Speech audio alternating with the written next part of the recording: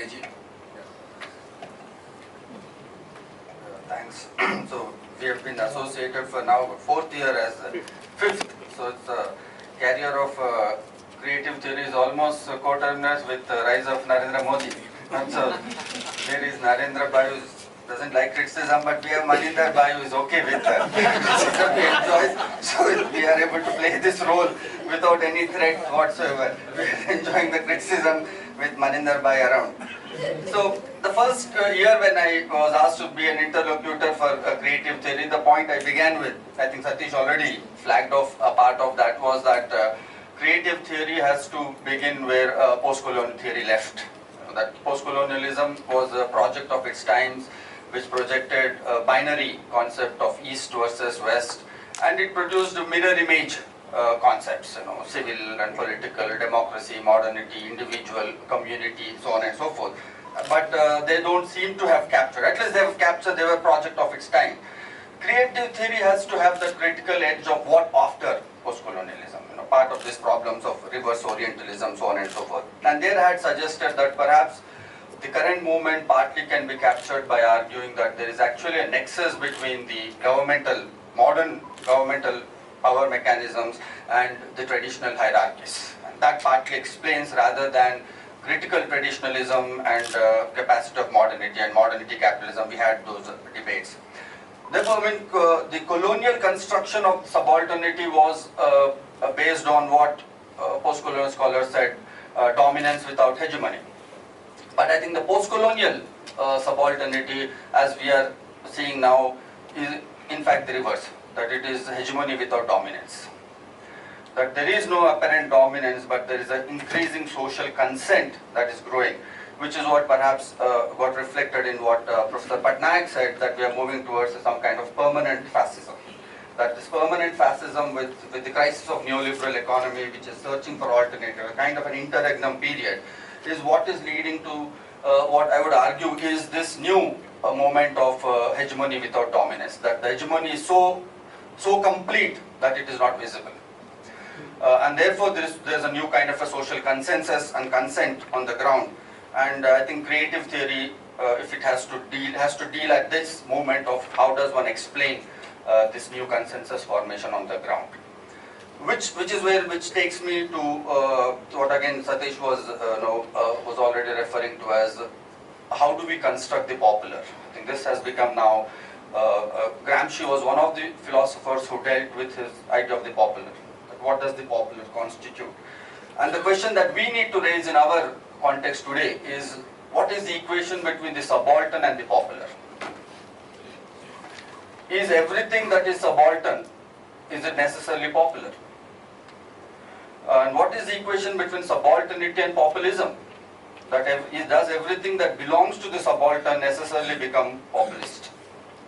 No, this equation, because post-colonialism built the subaltern as a figurative idea, which was prior to its particular subject position, and therefore we have to now revisit that how do we fuse this particularity to the national popular, to the universal idea of the popular, to the generic idea of the popular, which is what Gramsci had in mind, which I think we failed on the left, but right seems to be succeeding in building this idea of the national popular, and which is therefore it is able to fuse both the herd pride of the declining castes like the Marathas, the Pattidars, the Jats, and it is able to also mobilize the social stigma suffered by the subaltern castes.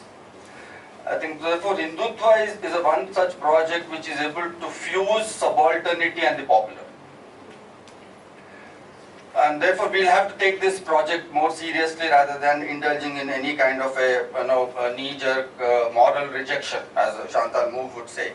And therefore we'll have to understand how these subject positions are, and this kind of new political subjectivism is being built by right-wing populism. And creative theory has to really think not about the popular subject, it has to almost think like the popular subject.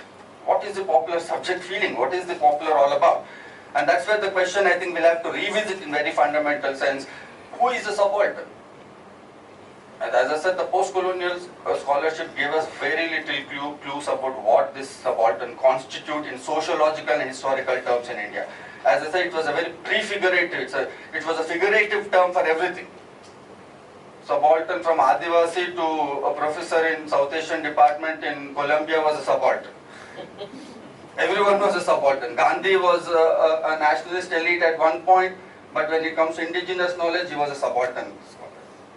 So this was both. I think there was a sense of a historical and a post-sociological sense in post-colonialism, which has partly landed us in this crisis. That we have used it, subalternity, and what I was referring to, that what we have only generated is a cosmetic subalternity. Like our friends Hindi chauvinists here, always feeling they are the subaltern. Where will I and Sukumar go? You always occupy that subaltern position. हम हिंदी में बात कर सकते, अंग्रेजी आता है, लेकिन फिर भी हिंदी में बात करके क्योंकि अंग्रेजी बात नहीं करे तो हमें सीरियस नहीं ले लेते. ये कॉस्मेटिक सबाल्टर्निटी, इसमें कोई सबाल्टर्निटी मुझे दिखता नहीं है. इसमें ये नेशनलिस्ट इफेक्टिव नेशनलिस्ट प्रोजेक्ट का पार्ट है, which partly got reflected in some of the proceedings here. So I think the question is now we have to really get back in a sociological sense, who is a subaltern in India? And I don't think we have social groups that can be classified either as subaltern or as elites exclusive. Because what most social groups are doing today is that they think like elites and feel like subalterns.